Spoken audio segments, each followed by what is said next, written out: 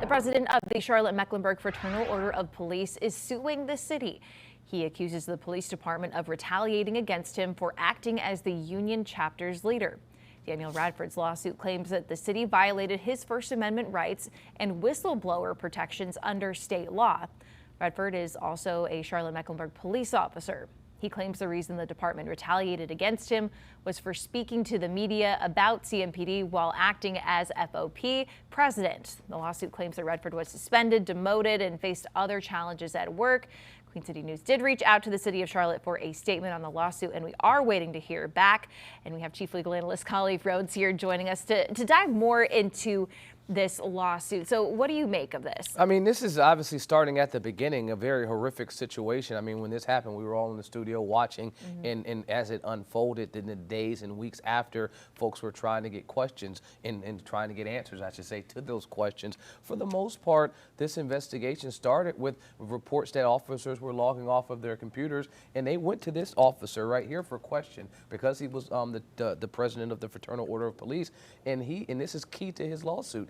He says, I was not responding as the spokesperson for CMPD. I wasn't responding as the chief of CMPD. I was responding in my capacity as the president of the local chapter of the Fraternal Order of Police. And in that capacity, you can't chill my speech or limit my speech just because secondarily to that, I have this other position with CMPD. That is going to be the crux of the case. Have they violated his First Amendment rights? And then have they retaliated against him for even attempting to do that in some whistleblower attack?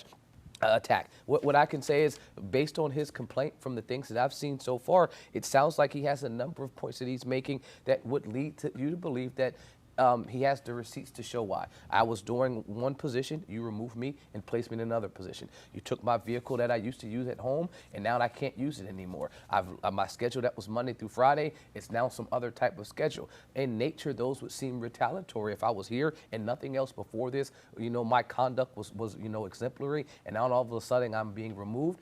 That would support a retaliation claim. On the other side, CMPD would obviously want to point to production. They want to be able to point to something that wasn't retaliatory, because if you don't, this will be a pretty straightforward case for him. Yeah, open and shut. And again, this is all in response to the Shannon Park shooting, right? A very busy time for the department, also grieving. So if you are the police department, how do you defend this if you can't say that it was based on performance, or are you just like, yep, we did that? It definitely makes it harder if you can't point to performance, to at least for the retaliatory aspect. For the First Amendment aspect, in an organization like CMPD or any law enforcement, you want to make sure that the messaging comes from one source. So you'll have a spokesperson, you'll have the chief, you'll have some deputy chief speak about any type of comment, so it comes directly from the top. You have those policies in place, and so while you do have First Amendment constitutional protections, they won't stop an organization from having internal policies that limit or restrict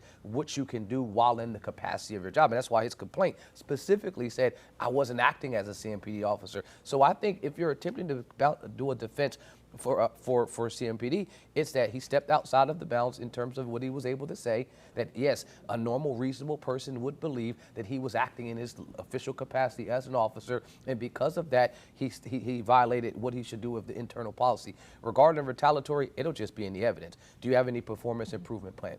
Have you communicated with him or his superiors about his performance? If you don't have any record track past or history to show that he was performing, unsatisfactory, there better be something other than just I wanted to remove him, because if you don't have that, this case again is pretty straightforward. And if it is open and shut, and this officer is successful in it, what kind of damages are we looking at here? Is it just getting back pay for that? Typically it's back pay, but I mean, you also have humiliation. And so it will be not just the dollar cost that you could put to the day-to-day. How much was my salary? How much did I lose? How much overtime was I not able to get because now you've removed my ability to do these secondary type of options? But then the discomfort from being able to now have to go and appear like I've done something wrong. So it will be coupled with both. But I don't think this goes to trial. I think this is a settlement. This is a case where you want to get this over with as fast as possible because of how this all started.